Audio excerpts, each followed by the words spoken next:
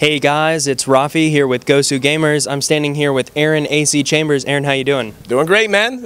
Really nice to be able to hook up with you guys. Love the GosuGamers crew. So, how are you enjoying this year's TI? well, I don't even know how you answer that question. It's a once in a lifetime event, and I get to be a part of it. Get to be just being around it's enough, but knowing that I get to contribute to it in whatever way I can, it's amazing. Like if you'd been to any other previous international, there was always this unbelievable feeling of community. And it's only doubled and doubled and doubled again, like being here. Like everyone you meet is your best friend from the moment you see them. You bond over experiences like waiting in the secret shop line.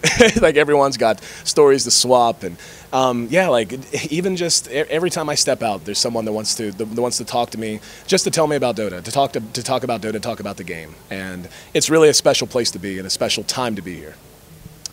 Everybody knows that you're a well-known caster for the American Dota League.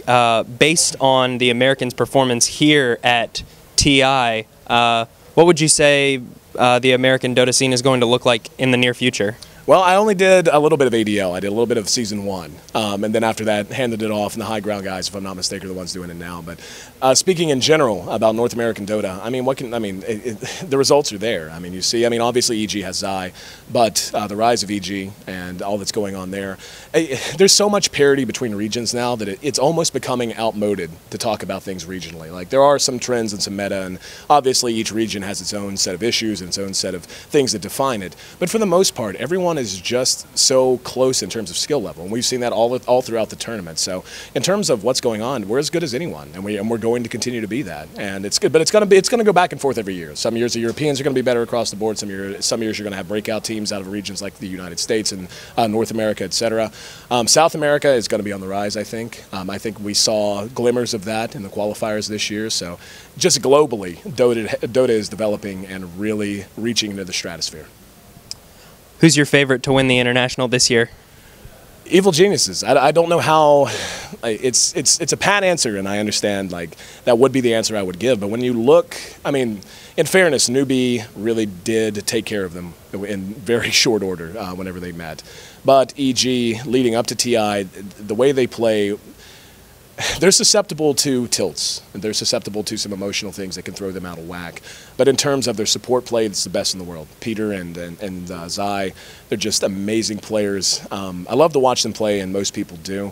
Navi being out now, Cloud9 obviously is on a resurgence. See, it's so hard to nail one down. Like if I had to pick one that I think has the best overall chance, it would be EG. But DK and Newbie are right there, and Newbie already beat EG once. So I would say those are my top three in no particular order. With EG on such a hot streak, what do you think this means for Fear after the international? It's a good question. I can tell you, I know Clinton very well, and obviously I'm very close to the situation as well. And I can tell you every step of the process has been up to Fear. There was no pressure from anyone. There was no, hey, you should do this for the best of the organization or the team. That's never been a part of the equation, and it never will be. So in terms of Fear's future and what he's going to do, that's going to be up to him. And we stand behind him 100%. We always will. He's a phenomenal person, a phenomenal player, and a guy I'm very, very happy to work with. Do you think that his assuming the coaching role has led to EG's massive success here at the international? I mean, it's not going to hurt. The role of coach in Dota, coach, manager, and all this is still kind of nebulous. It's still up there. Like no one knows. There's no like set of responsibilities that any one coach takes.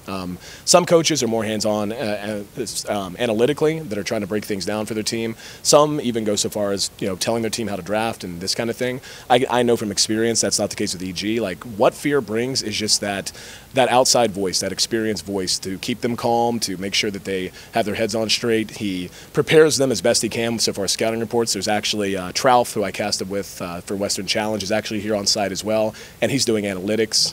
So far as breaking down things day to day and everything. So he feeds information to Fear, they collaborate.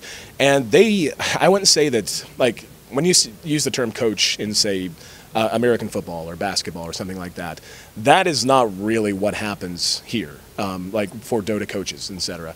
I would say coaches, for the most part, give a blueprint. They just say, okay, here's the landscape, and we're giving you all the information you need to pick your own way out, because no one's going to be able to do that except you when you're locked in that booth.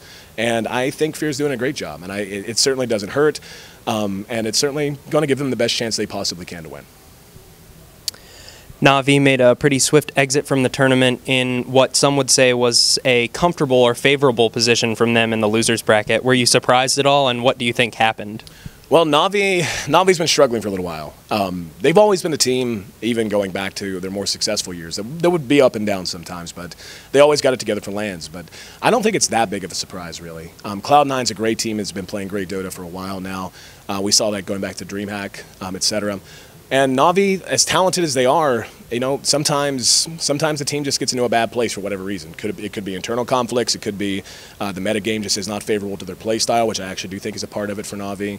But it just wasn't their year, and who knows what's going to happen after this. I mean, it's hard to imagine those 5 players going in different directions, but Dota is kind of in that direction now, where it's not so much you scatter to the wind just because you didn't win one year, but Na'Vi has struggled over the last 6 months or so. So I don't know. It's hard to tell what's going to be in the cards for them. I do know every player on that team will find a team to play on, so no doubt about that. Honestly, I'm just taking a stab in the dark. I think this is probably the last year we're going to see those 5 playing on the same team. All right, well, thank you for the interview. Do you have any shout-outs you'd like to give? Shout-outs to all of the viewers, of course. It's been a pleasure this year getting to meet and talk to all of the fans and everyone. You guys are the reason every one of us are here. Believe me, we don't forget that. It means the world to us, so shout-outs to you first and foremost. And, of course, shout-outs to... honestly, we'll leave it at that. I don't think I need to shout out. This is about the community, so I'm not even gonna taint it with anything else. Thank you all so much.